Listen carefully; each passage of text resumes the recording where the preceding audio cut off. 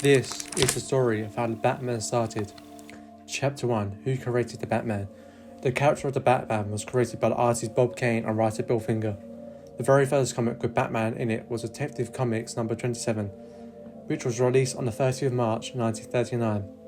On that day, the world was introduced to a new superhero who would grow in popularity over the years. On the front page of the comic, it featured an image of the Cape Crusader swooping through the air on a piece of rope while holding a bad guy in the headlock.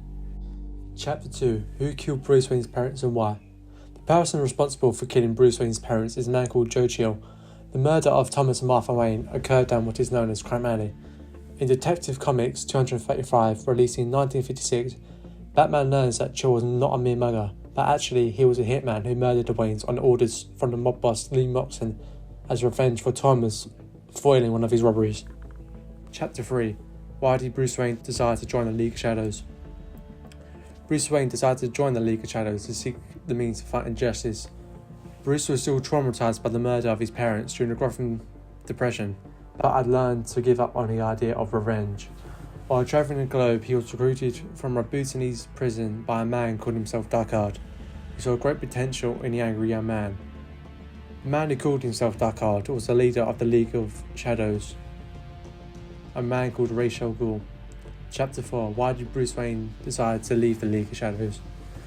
During his final testing training, Bruce was asked to act out as an executioner and learned what the League was really about.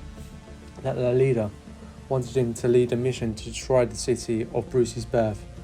Bruce then destroyed the base and left the man he believed to be Ra's al Ghul there to die. Chapter 5: Why did Bruce Wayne become the Batman? Bruce Wayne became the Batman because when he was a child he witnessed the death of his parents, Dr. Thomas and Martha Wayne, which ultimately led him to craft the Batman persona and seek justice against criminals. Another reason why Bruce Wayne chose to become Batman is because during the comic Batman Year 1, we see Bruce talking to a statue of his late father, asking him what he should do. Then all of a sudden a bat flies through the glass of the hall Bruce is in and it lands on the statue's head. Then Bruce realises what he must become to scare the criminals in Gotham.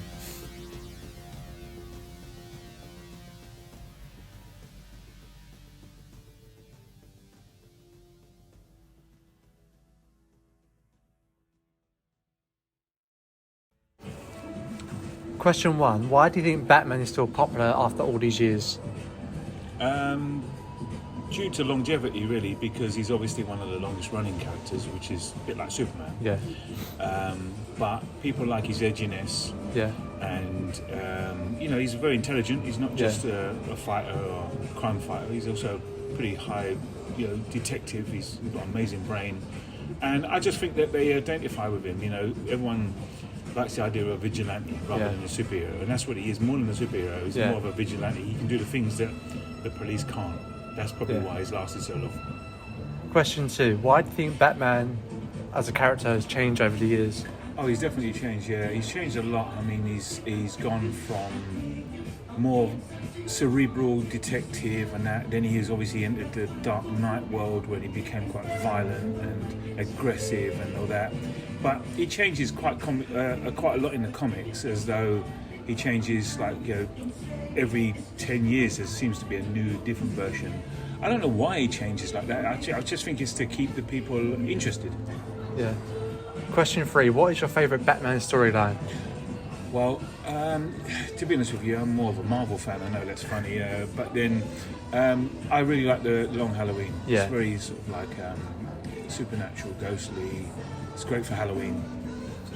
It really is, yeah. As a comic book shop owner yourself, do you think Batman comics still sell well? Actually they sell really well. I mean, you obviously got split between Marvel and DC. Yeah. So obviously with Marvel you've got Spider-Man, he's number one. And I would say Batman's number one for DC. I seem to sell more Batman DC comics than anything else. Yeah. Out of everyone who's played Batman in the films, which one's more accurate to the comics?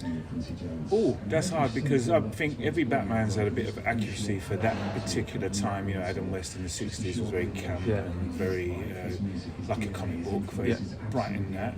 Then you go right through to the 90s, Michael Keaton, that sort of stuff, very 90s, very 80s actually. And it's just gone on, and I mean obviously they've done the Dark Knight, they've been quite violent, and now I think they're going back and they're going to go back to the more original stories. So it's going to change again. Yeah.